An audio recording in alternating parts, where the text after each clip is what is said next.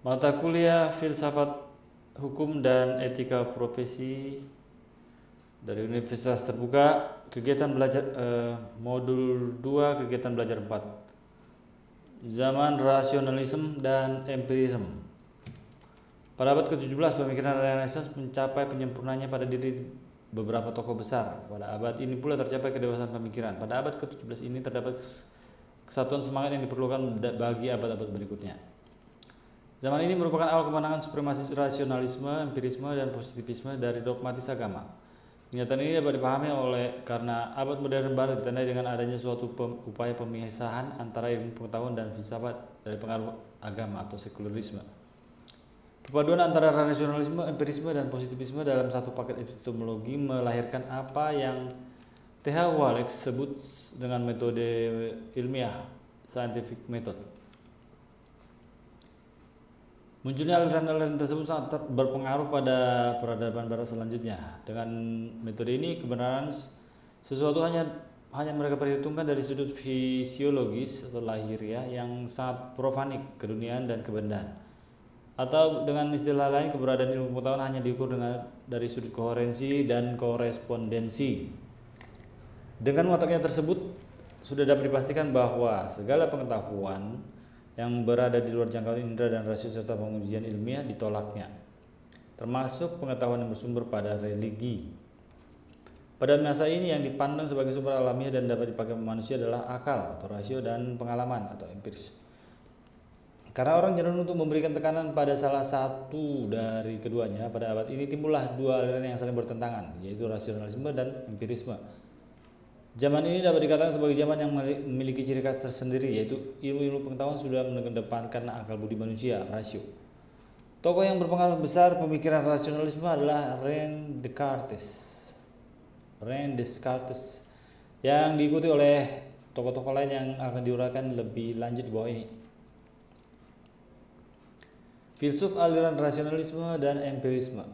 1. René Descartes, tahun 1596 hingga 1650. Perintis pemikiran rasionalisme adalah René Descartes.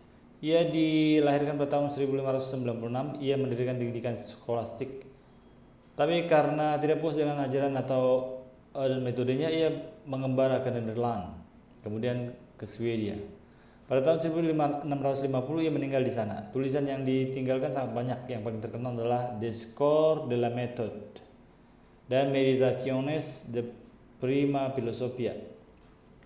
Descartes merasa benar-benar mengalami ketegangan dan ketidakpastian yang merajalela ketika di dalam kalangan filsafat skolastik yang tidak dapat memberikan keterangan yang memuaskan ilmu dan filsafat baru yang dimajukan ketika itu sering bertentangan satu sama lain. Gagasan-gagasan rasionalisme membawa pengaruh besar dalam perkembangan hukum, termasuk juga hubungan antara negara dan warganya. Absolutisme dan feodalisme menjadi ideologi yang tidak lagi populer yang antara lain ditandai dengan meletusnya revolusi Prancis tahun 1789. Descartes juga dikenal sebagai bapak filsafat modern. René Descartes yang mendirikan aliran rasionalisme berpendapat bahwa sumber pengetahuan yang dapat dipercaya adalah akal atau rasio. Hanya pengetahuan yang diperoleh lewat akal lah yang memenuhi syarat yang dituntut oleh semua ilmu pengetahuan ilmiah. Latar belakang munculnya rasionalisme adalah keinginan untuk membebaskan diri dari segala pemikiran tradisional tadi atau skolastik yang pernah diterimanya. Tetapi ternyata pemahaman itu tidak mampu menyelesaikan hasil-hasil ilmu pengetahuan yang dihadapi. Apa yang ditanamkan Aristoteles dalam pemikiran saat itu juga masih dipengaruhi oleh khayalan-khayalan. Oleh karena itulah Descartes menginginkan cara baru dalam berpikir, yaitu diperlukan titik tolak pemikiran pasti yang dapat ditemukan dalam keraguan-raguan. Lalu lahirlah prinsip yang dikenal cogito ergo sum. Saya berpikir maka saya ada. Dalam karyanya yang berjudul Meditaciones de Prima Filosofia yang diterjemahkan dalam bahasa Indonesia, yakni meditasi tentang filsafat, dijelaskan sebagai hal-hal berikut. A. Metode. Pada buku tersebut René Descartes menjelaskan bahwa diperlukan satu metode yang baik agar filsafat dan ilmu pengetahuan dapat terus diperbarui. Menurutnya metode yang digunakan adalah menyaksikan segala hal. Kesangsian ini dijalankan secara radikal mungkin dan meliputi seluruh pengetahuan yang dimiliki, termasuk kebenaran yang diyakini. Misalnya ada suatu dunia material, bahwa saya mempunyai tubuh dan bahwa Allah ada. Kebenaran yang pasti dan harus dijadikan fundament bagi semua pengetahuan adalah kebenaran tersebut tahan dari kesangsian yang radikal itu. Cogito ergo sum adalah filsafat dari René Descartes yang berarti saya berpikir maka saya ada. Berpikir yang dimaksud adalah menyadari. Jika saya sangsikan, saya menyaksikan bahwa saya sangsikan. Kesangsian secara langsung menyatakan adanya saya. Dalam filsafat modern sering digunakan dalam arti kesadaran. Apa sih? B. Ide-ide bawaan. Apapun jika ditinjau dari ide-ide bawaan, René Descartes menjelaskan bahwa haruslah dicari kebenaran-kebenaran dalam diri saya dengan menggunakan suatu norma atau aturan. Hal ini disebabkan tidak adanya kesaksian yang dapat dipercaya. Menurut Descartes, ada 3 ide bawaan yang saya miliki sejak lahir. 3 kebenaran itu paling mendasar untuk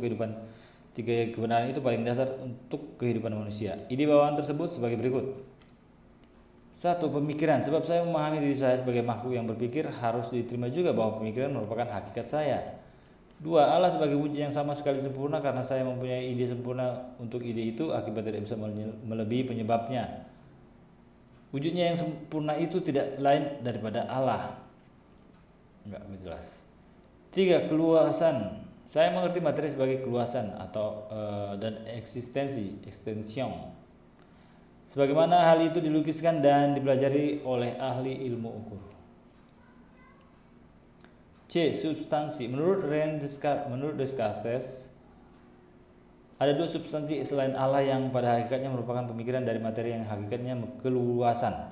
René Descartes menyaksikan dunia luar dan ia merasa kesulitan untuk membuktikannya. Bagi Descartes, hal tersebut adalah Allah saja menerima dunia material. Descartes beranggapan bahwa apabila Allah memberi keluasan, Allah akan menipunya. Jadi menurut Descartes, di luar dirinya benar ada suatu dunia material yang membuktikan adanya dunia melalui adanya Allah. D. Manusia. Menurut Descartes, tubuh merupakan mesin yang dijalankan oleh jiwa. Ia juga berpendapat tentang dualisme manusia karena suatu substansi adalah terpisah dari substansi lain. Oleh karena itu, Descartes mengalami kesulitan dalam mengartikan pengaruh antara jiwa dan tubuh. Menurutnya, di dalam sebuah kelenjar kecil yang dinamakan glandula pinealis dan terletak di bawah otak kecil, terjadi kontak antara tubuh dan jiwa. Sebagai perintis filsafat rasionalisme, Descartes membentangkan bahwa terdapat ide-ide yang terang pada manusia yang mutlak dapat dipercaya. Ide-ide itu berakar dalam kesadaran tiap-tiap manusia tentang dirinya sebagai pribadi yang berakal, budi, dan bebas. Dengan demikian, manusia memiliki subjek dijadikan titik nol seluruh pandangan hidup. Setelah Descartes, filsafat Jerman itu menjurus 2 arah sebagai berikut. 1. Rasionalisme mengunggulkan ide-ide akal budi murni. Tokoh-tokoh rasionalisme antara lain adalah Wolff, Montesquieu, Voltaire, J.J. Rousseau, dan Immanuel Kant. 2. Empirisme menekankan perlunya basis empiris atau pengalaman bagi semua pengertian. Tokoh-tokoh empirisme antara lain adalah John Locke dan David Hume. Pendapat beberapa tokoh tersebut akan diuraikan lebih lanjut di bawah ini. 2. Zaman rasionalisme. Christian Wolff adalah murid Gottfried Wilhelm Leibniz. Ia menguraikan teorinya tentang hukum secara singkat dalam bukunya yang terbit tahun 1754, Institutiones Juris Naturae et Gentium.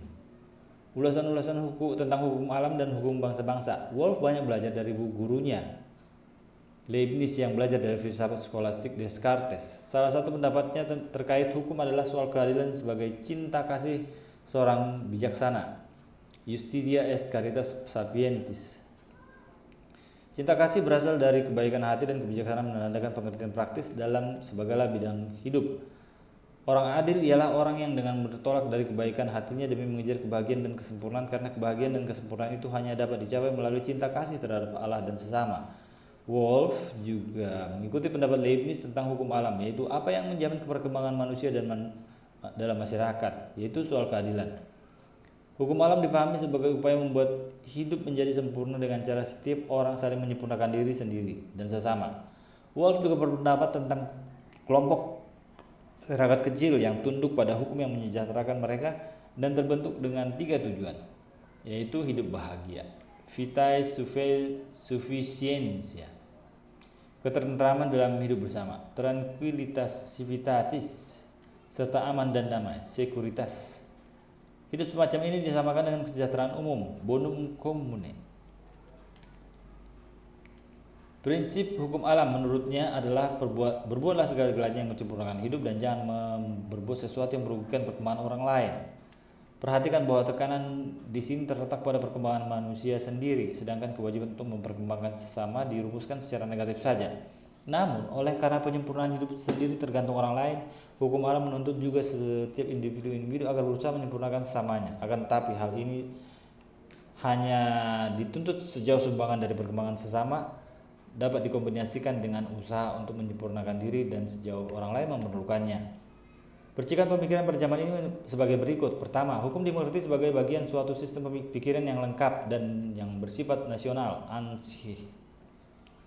Kedua, telah muncul ide dasar konsepsi mengenai negara yang ideal. Pada zaman ini, negara ideal adalah negara hukum. Beberapa pemikiran yang berkaitan dengan ide tersebut diantaranya adalah Montesquieu. Ia menyatakan bahwa pemikirannya terhadap hukum tentang pemisahan kekuasaan negara dalam 3 bagian, yaitu eksekutif, legislatif, dan yudikatif, dikenal dengan teori trias politica. Sementara itu, J.J. Rousseau menyatakan keunggulan manusia sebagai subjek hukum. Ia menyatakan, jika hukum menjadi bagian dari kehidupan bersama yang demokratis, raja sebagai pencipta hukum perlu diganti dengan rakyat sebagai pencipta hukum dan subjek hukum. Kemudian, Immanuel Kant mempunyai pandangan bahwa pembentukan hukum merupakan inisiatif manusia guna mengembangkan kehidupan bersama yang bermoral. Pada akhir abad ke-8, suatu cita-cita negara hukum mengkristal berdirinya negara Amerika Serikat 1776 dan terjadinya revolusi Prancis 1789.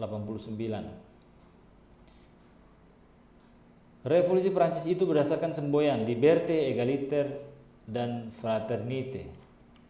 Dituntut suatu usaha hukum baru atas dasar kedaulatan rakyat. Tata hukum itu dibentuk oleh para sarjana Prancis atas perintah Kaisar Napoleon, sehingga terdapat Code Civil atau Code Napoleon tahun 1804 yang menjadi sumber kodeks banyak negara modern, antara lain Belanda dan Indonesia.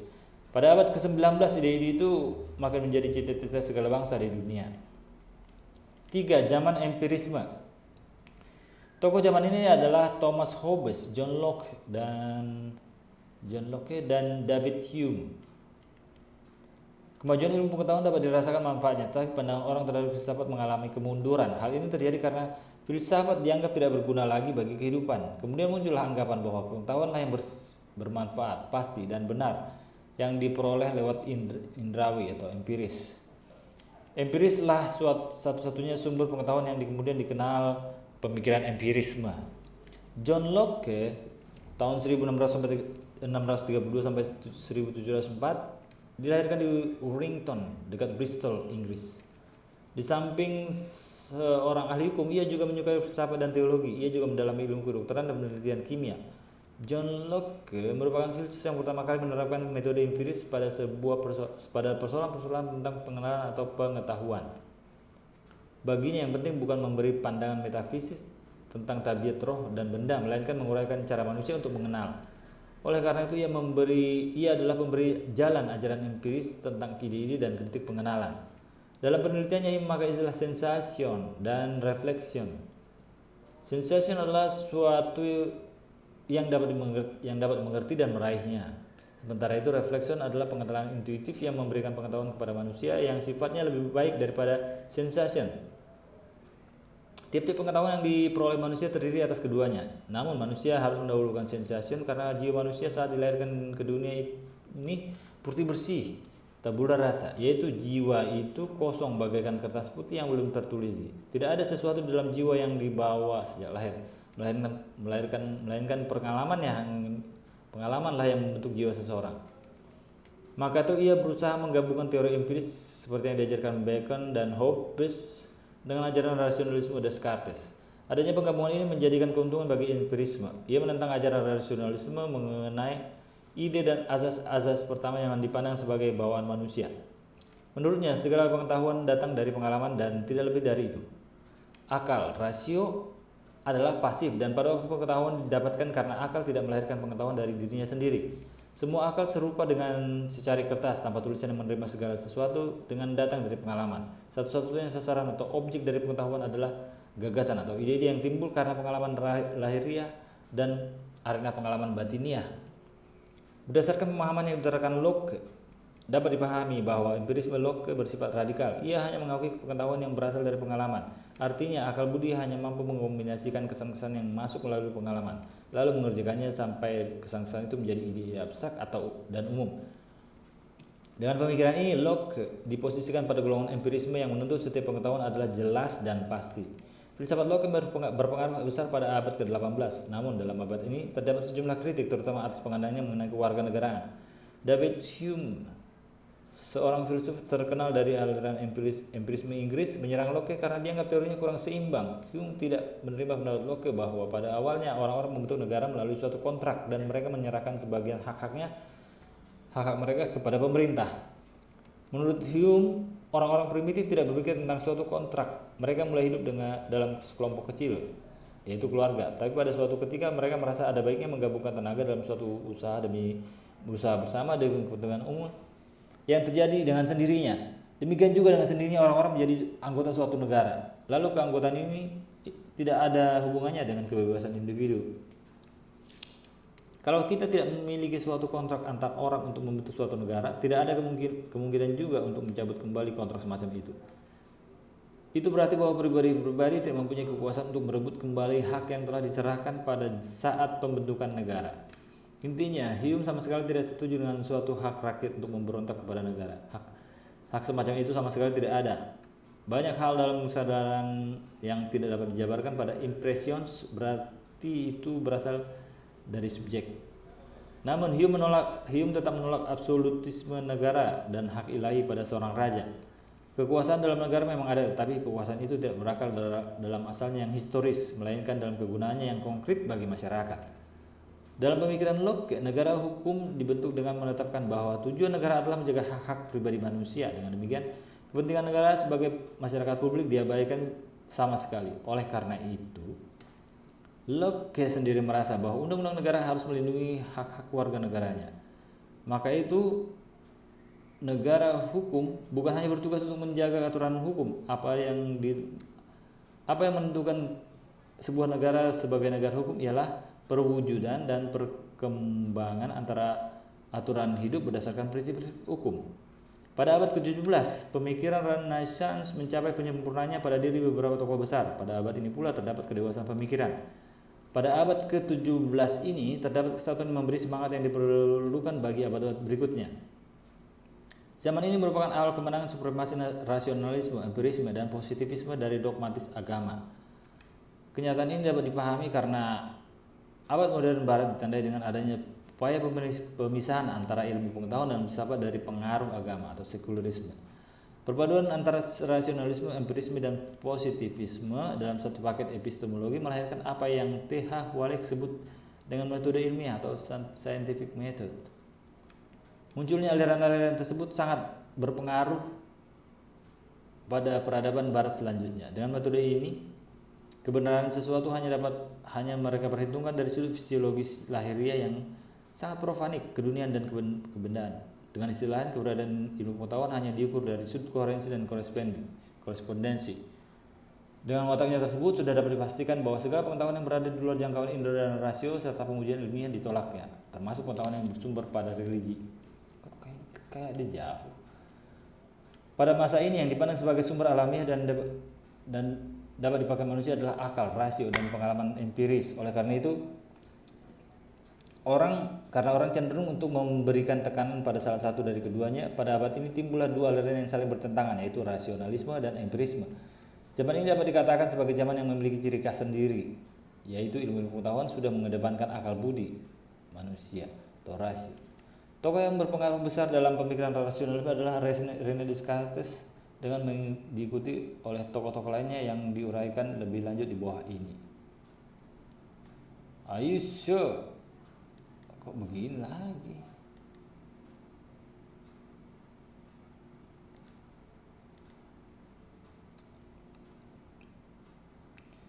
Rangkuman. Zaman rasionalisme dan empirisme merupakan awal kemenangan supremasi rasionalisme, empirisme, dan positivisme dari dogmatis agama.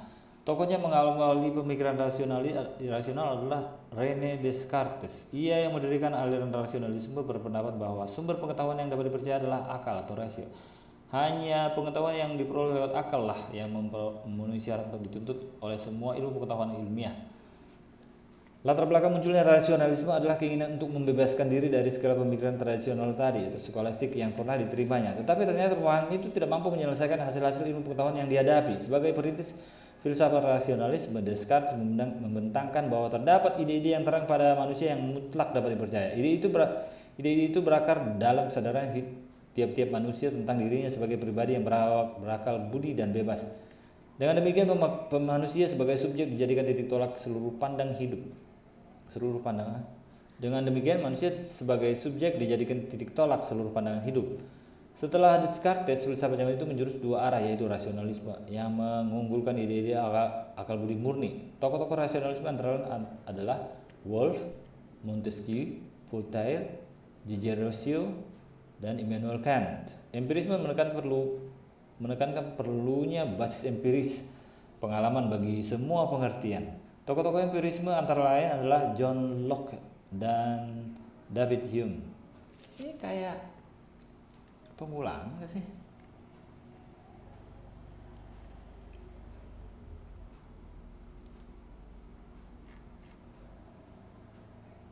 Oh, bukan.